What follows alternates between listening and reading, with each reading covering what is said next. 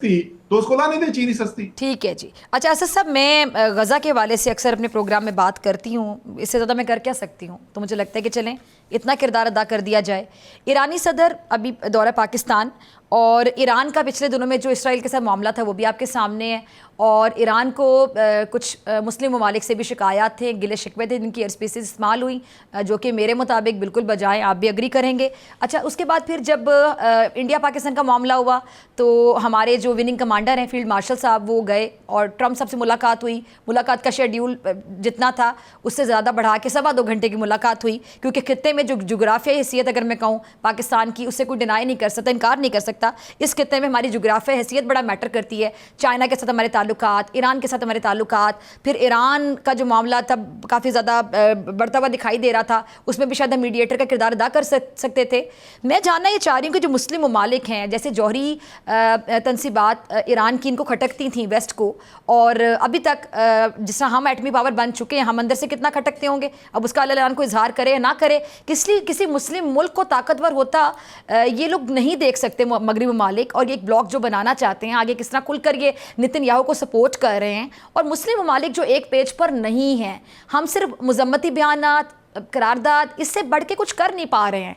और अफसोस के साथ कहूँगी, गज़ा वाले पहले तो हम सब की तरफ देखते थे, अब उन्होंने हमें देखना भी बंद कर दिया है। अब सिर्फ आसमान की तरफ देखते हैं वो मदद के लिए, मुस्लिम ममालिक की तरफ नहीं देख रहे। अच्छा जी, आपने जैसे कहा कि आप सिर्फ आवाज ही उठा सकती हैं, इसमें कोई शक नहीं है कि आप सिर्फ आवाज ही उठा सकती हैं, लेकिन मुस्लिम उम्मा जो है वो सिर्फ आवाज नहीं उठा सकती। मुस्लिम उम्मा बड़ी ताकत रखती है। अच्छा, मुस्लिम उम्मा के अंदर मैं आपको बताऊं कि इत्तेहाद के अंदर एक बहुत बड़ी पेशरफ्त हुई है, बहुत ही मस्बत पेशरफ्त हुई है, क्योंकि एक बहुत बड़ी कशमकश जो चल रही थी पिछले को 20-30 साल से वो जारी थी, वो थी अरब ममालिक, सऊदी अरेबिया, यूएई वगैरह के एक तरफ मुफादात और दूसरी तरफ ईरान के, और ईरान के जो सपोर्टर्स थे इस दुनिया के अंदर। ईरान और सऊदी अरेबिया के ताल्लुकात जो बेहतर हुए हैं, ये बहुत बड़ी एक कामयाबी है पूरी मुस्लिम उम्मा के लिए, सिर्फ दो ममालिक के लिए नहीं। तो अब ऐसे हालात पैदा हो चुके हैं कि हम मिलके बहुत कुछ कर सकते हैं। अब गजा के लिए चले, हम ये नहीं कहते कि सारी जो है वो फौजें मिलके वो जाके हमला कर दें, लेकिन मुझे बताएं कि वहां पे भूख प्यास से लोग मर रहे हैं। इस वक्त यूरोप की आबादी, अमेरिका की आबादी जो है वो इस वक्त सरापा एहतजाज है कि गजा में फलस्तीनियों के साथ क्या हो रहा है और इसराइल क्या कर रहा है।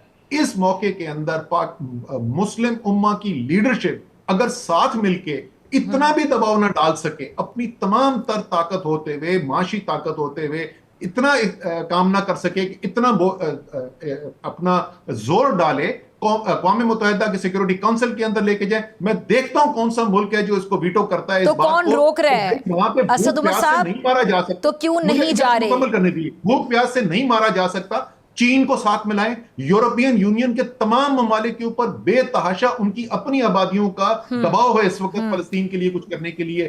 कोई दुनिया की ताकत अमेरिका को बोले कि वो भी साथ मिले, साथ मिलकर खुदा का वास्ता ये जो उनको भूख प्यास से मारा जा रहा है, जो ब्लॉकेट किया हुआ है, ये अमेरिका, इस सारी दुनिया की आबादी आपके असद उमर साहब एक मिनट चले, आपकी बाकी बातों से मैं अग्री करती हूँ, लेकिन अमेरिका नेतन्याहू को छोड़कर हमारा साथ क्यों दे फलस्तीन के बच्चों को या लोगों को साथ दिलवाने के लिए? वो तो नेतन्याहू का साथ देगा ना।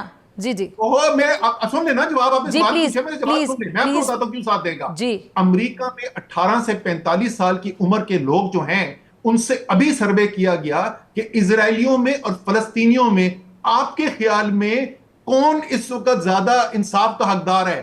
73% अमेरिका की आवाम 18 और 45 साल के दरमियान में कहा फलस्तीनी। इस वक्त मैं वही तो आपको बता रहा हूं, आप लोग समझ नहीं रहे, नीचे अवाम के अंदर यूरोप में भी अमेरिका में आग लगी हुई है। और आप इसराइल के ऊपर बमबारी करने को नहीं अमेरिका कह रहे, आप इसराइल का बॉयकॉट के लिए नहीं कह रहे अमेरिका को, आप सिर्फ ये कह रहे हैं कि जनाब हमें पता है आपके पास इतनी ताकत जरूर है कि अक़वाम मुत्तहिदा की एजेंसीज, मुस्लिम ममालिक नहीं, अक़वाम मुत्तहिदा की एजेंसीज जिसका का सारा पैसा मुस्लिम ममालिक उठाने को तैयार हैं, पाकिस्तान को उसमें हिस्सा डालना चाहिए। खाना पानी दवाएं उनको दी जाएंगी, वरना United Nations as a whole जो है वो इसराइल के खिलाफ जो है वो एक्शन लेगी। मैं मान ही नहीं सकता इस वक्त अवामी जितनी सपोर्ट मौजूद है। देखिए, आप अवामी सपोर्ट की बात करें, ठीक है, समझ बूझ रखने वाले लोग वहां पे मौजूद हैं, वो फलस्तीन के हक में बात भी करते हैं वहां के लोग, लेकिन ये उनके डोनाल्ड ट्रंप साहब इस बात को समझेंगे? फिजा, मैं लीडरान इस बात को समझेंगे? मैं फिजा आपको बताता हूँ, सियासतदान एक ही बात समझता है, सियासतदान ये समझता है कि उसको वोट कहां से मिलेगा। ये ठीक। सारे के सारे इजराइल आप किस बात में वजन एग्जैक्टली कि हमने फलस्तीन के लिए इस सिचुएशन को कैश कैसे करवाना है कि फलस्तीनियों के हक में कुछ